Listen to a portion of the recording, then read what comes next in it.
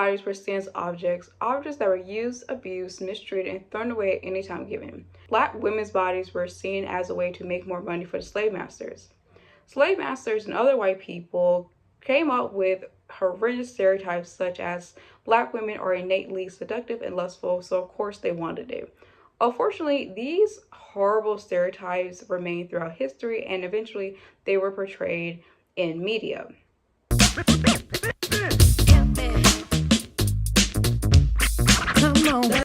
There was a lot of tension in the feminist movement regarding sexual liberation.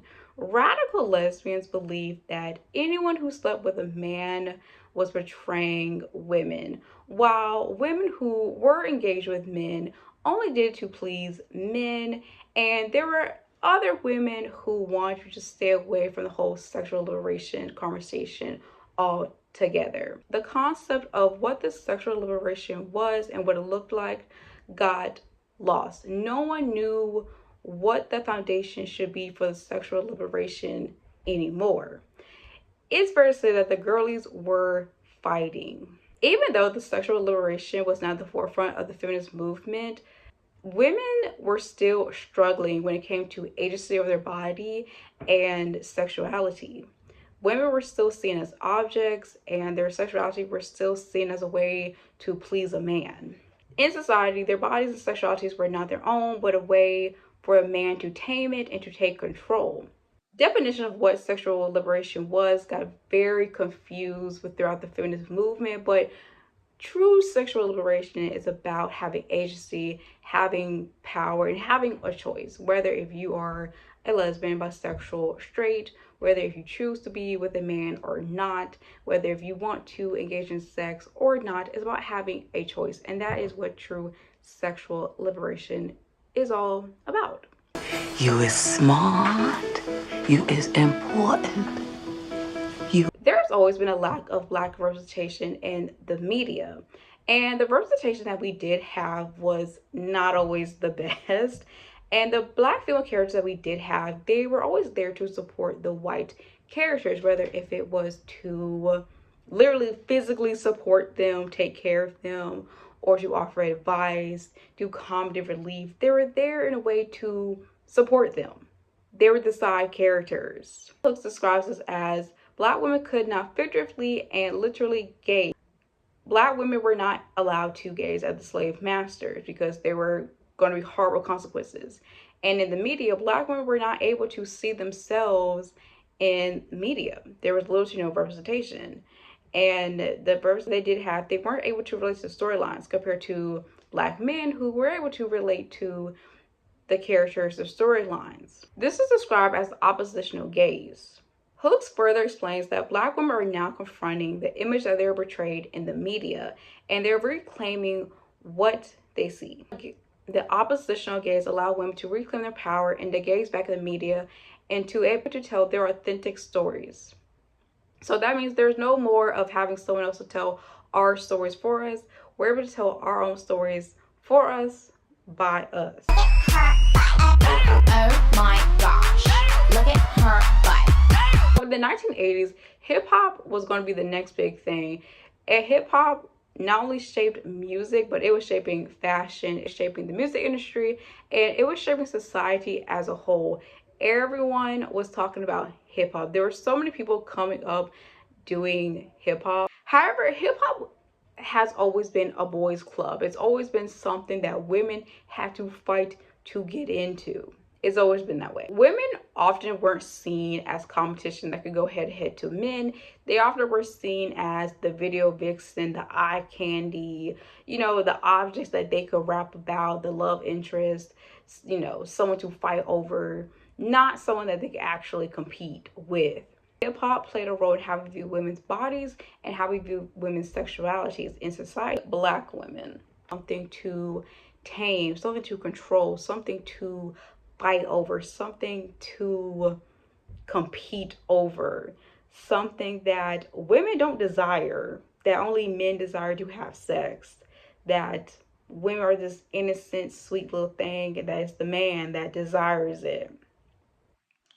And it's really interesting now that I think about it, that it's weird that women often in hip hop, they're seen as innocent and sweet, but also they're sexualized as this Jezebel, this lustful thing, but also they're like the virgin, sweet thing too. It's this weird like thing that's going on at the same time. It's crazy, but anywho, black women often perceive their sexuality through the lenses of men. So black women did not see their bodies and their sexuality through themselves as something that's empowerment that they're proud of, but they viewed it as something that, how would a man view me? How can I seek his validation? How would he want me? How can I dress? How can I act to make him want me? For him to want me, need me, approve me. There's going to be a change in the game. So rapper like Eve, Salt and Pepper, Foxy Brown, Nicki Minaj, later on, of course. However, there was going to be a change in how black women, you know, move throughout the hip hop industry. So rappers like Eve, Little Kim, Nicki Minaj, Foxy Brown, just to name a few, these women were the first, probably, correct me if I'm wrong, okay? Correct me if I'm wrong, but these women were the first that talked about sex. They were the first that rapped about sex.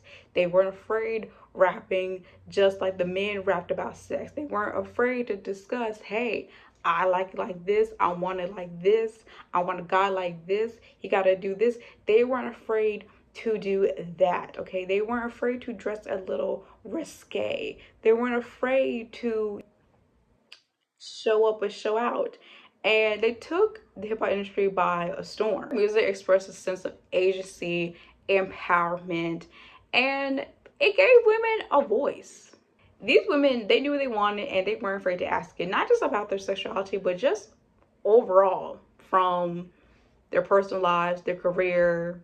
Black female rappers, they empower other women to have a voice, to not be afraid, to be independent. And black female rappers, even today, they have honestly changed the industry. Said what I said. So my final thoughts: I am no shape or form to say that the Sexy Reds, the Lottos, the Nicki Minaj's, the Megan Thee Stallion, that these female rappers should be the image of black women.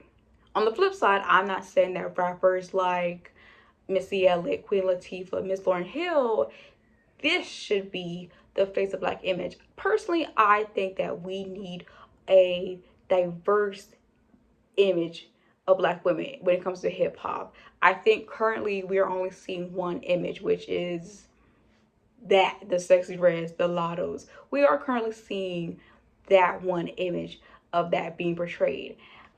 And that is unfortunate because there are so many other rappers like Rico Nasty. I'm going blank right now, but I'll put some right here. I'm totally going blank. But there are other female rappers who don't rap about being the queen and being this and that and taking your man. There are other female rappers, however, they do not get enough credit because they don't show a lot of skin. You know, they're not twerking all that. So that is really unfortunate. Furthermore, I know a lot of conversation talks about, well, the music industry, they wants to push out this one agenda, you know, they want to corrupt the black community, you know, they're tearing down our black women's image. And I do agree, to a certain extent, I do agree. However, we have to ask ourselves, what are we consuming? What are we watching? What are we consuming? What are we clicking? Because they're most likely just giving what the people want to watch, unfortunately. That's just what it is. Money talks. And the last point that I want to make, this video was really about agency. Whether if you want to be a Sexy Red or if you want to be a Rico Nasty, it's really about agency and how throughout history, black women, we weren't able to have agency over our bodies and have control, and we didn't have a say how people just labeled us. I do want to start this clip. I watched a Jubilee video and a guy asked someone, like a black woman, Chris, I think it's her name. I used to follow her on TikTok. And he asked, like, other women too, he said like, hey, like, do you guys watch baddies? Do you guys watch like Bad Girls Club? And her response was just mwah, chef's kiss. And she talked about political correctness and like being a Black woman. And so I want to show that here because I think that's really important. Consume media such as like the Bad Girls Club and listen to Sexy Red and stuff like that. Like, do you guys listen to that kind of stuff and watch that kind of stuff? Honestly, I watch baddies. It is entertaining to me. I have here and there. Yeah. If it comes on, hey, okay. I don't listen to it Do you on my believe own. that these things reinforce negative stereotypes of the Black woman? I have an answer for that. You go.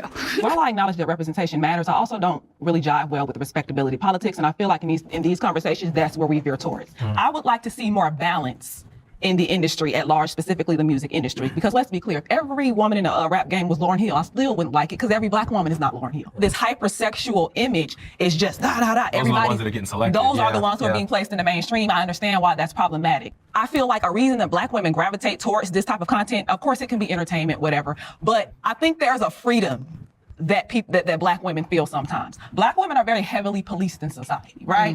But telling Black people, behave, because you're making them think they already thought that. Exactly. They already thought that. I don't like giving white supremacists a pass. And I feel like that's what we love to do with respectability politics. Right. Oh, that's the way they view it. They view us that way. No, it's not. They did not go to Africa all them centuries ago and enslave us because some people sag their pants and twerk. I think as a Black community, we always talk about being politically correct.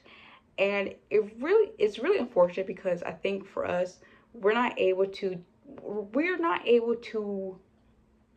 be diverse, because in reality, there are people who are like Sexy Red, there are people who are like Lotto, and et cetera, et cetera. And so it's unfortunate that we always have to dot our I's, cross our T's, and just have this perfect image of us because of stereotypes. It is unfortunate. Yeah, so let me know what you guys think down below. Thank you for coming back. Please don't forget to like, comment, and subscribe. I will see you guys next time. In the meantime, drink some water, stay hydrated. Bye. No, you're wrong when you say you don't wanna dance. That's not like you.